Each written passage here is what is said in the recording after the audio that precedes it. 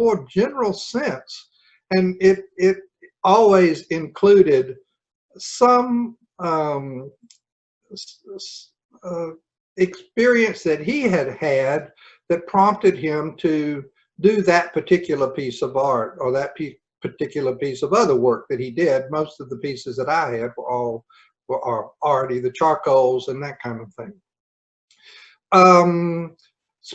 As you can see from my overall collection, I don't know exactly how much, but I would say 60–65% of them were women, in different forms, shapes, nudes, whatever. And again, each one had a story connected to them. And he talked a lot about not only the personal component of the story, but again, maybe just because of the people that he was talking with, we were all psychologically oriented. He would intertwine philosophy and his experience of how art should present itself, etc. And that was just really common. I guess the piece that stands out most in my mind were some of the drawings that had to do with Dick the Lion.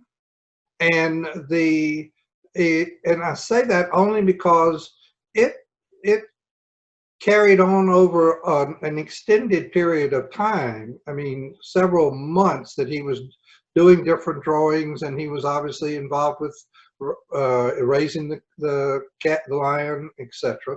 And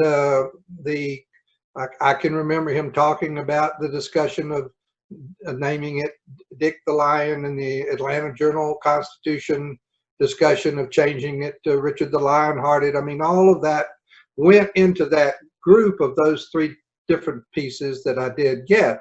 So that was a very memorable thing, and it was memorable also because of the warmth and the feelings that he had about his attachment and the lion's attachment to him.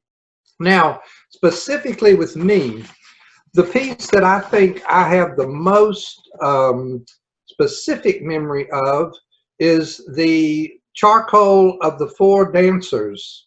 And it was a piece that he took a great deal of pride and experience in explaining the different components of that piece with the dancers, and his relationship with some of the different people that were represented in that piece.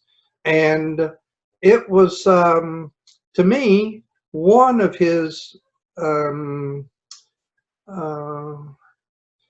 I think somehow I saw Stephan in a broader sense, more related to that particular piece, in that I didn't just see it and buy it in an afternoon.